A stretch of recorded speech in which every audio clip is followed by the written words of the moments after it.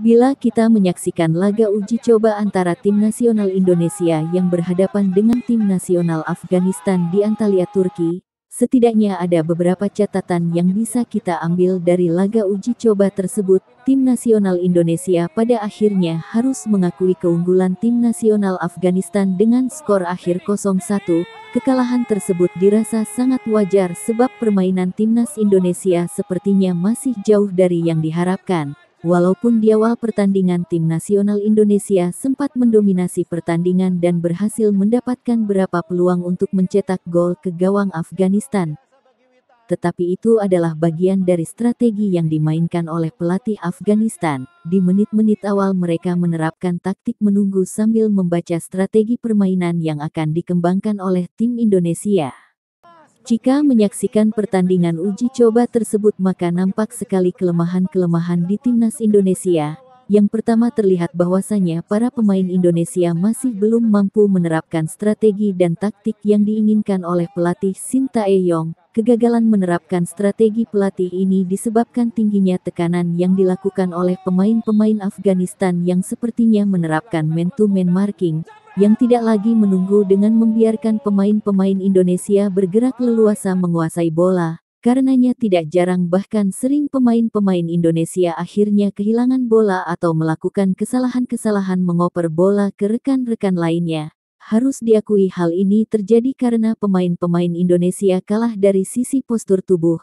Sehingga bila terjadi perebutan bola maka pemain Indonesia akan kalah atau mudah terjatuh. Maka secara otomatis lapangan tengah dikuasai para pemain Afghanistan. Lalu kelemahan lainnya adalah timnas Indonesia tidak memiliki seorang playmaker yang bisa mengatur ritme permainan dan pembagi bola khususnya di saat melakukan penyerangan. Jika dulu timnas Indonesia punya pemain-pemain bertipe playmaker seperti Fahri Husaini atau Ansyari Lubis, untuk saat ini figur pemain seperti itu tampak pada sosok Marcelino Ferdinand. Pemain Persebaya yang masih sangat belia tapi kelihatannya memiliki teknik dan visi bermain yang khas seorang playmaker. Tapi mengapa pelatih Sintayong tidak membawa pemain ini?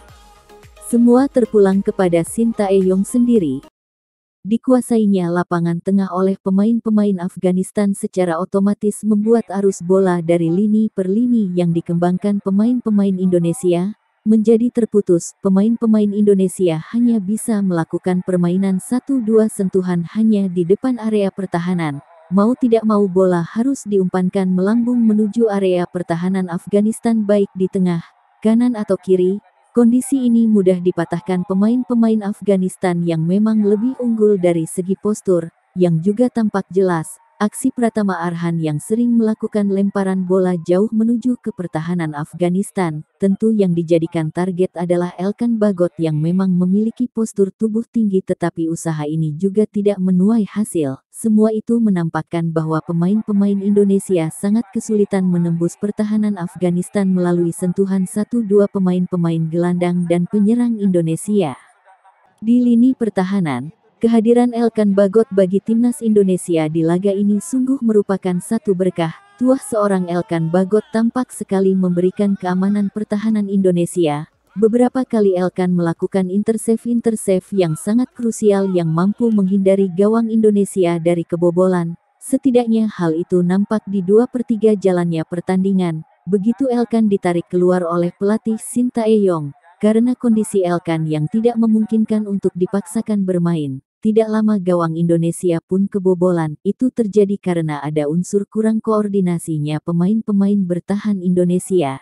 Dari gambaran di atas maka sudah saatnya PSSI harus segera melakukan pemanggilan pemain-pemain keturunan sebagaimana yang telah diminta oleh pelatih Sintayong, agar timnas Indonesia bisa lebih berbicara banyak di kancah sepak bola Asia dan sekaligus menuai prestasi. Abaikan dulu suara-suara sumbang yang anti pemain keturunan atau naturalisasi demi kebanggaan Indonesia lewat sepak bola.